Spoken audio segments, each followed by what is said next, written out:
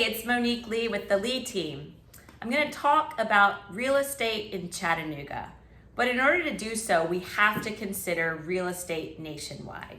So today I'm going to pull some statistics from the Nevada Real Estate Investment Report, as well as the local GCAR MLS.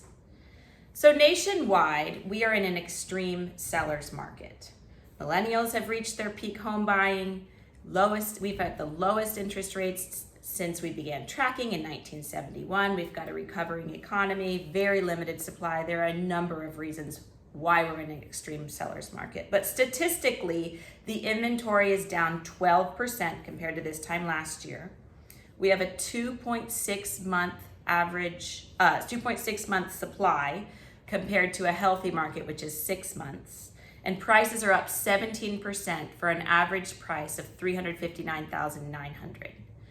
Now, we want to compare that to what's happening here in Chattanooga because it's very relevant.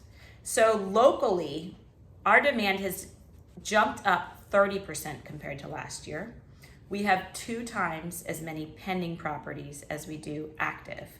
We have less than 1 month's supply, and our median home price is $248,500. Now, if you compare $248,500 to $359,900, you'll realize that you can purchase more than 30% more home in Chattanooga than you could for the national average. And so what's happening is that nationwide demand is driving up demand in Chattanooga. The Nevada Real Estate Investment Report reported that in July, 44% of the total home sales for our nation took place in the South. And what we're seeing locally is more and more out-of-town relocating buyers, as well as investors, are wanting to purchase real estate in our city.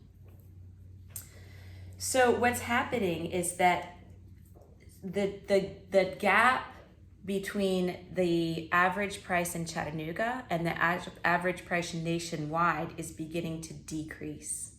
Chattanooga's increase in average price was 17% higher than the national average.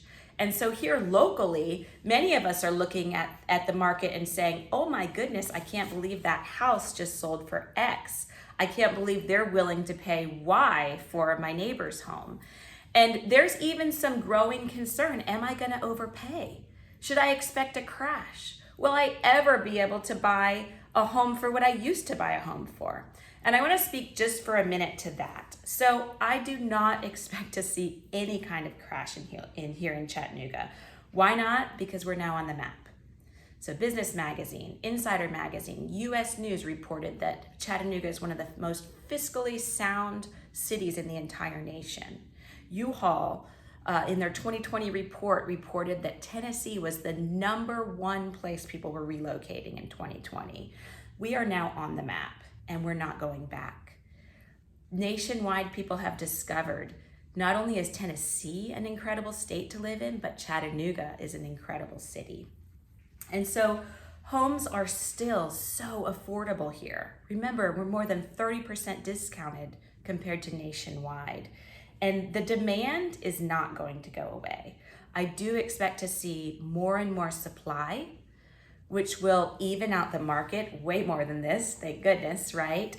But I do not expect to see a decrease in value.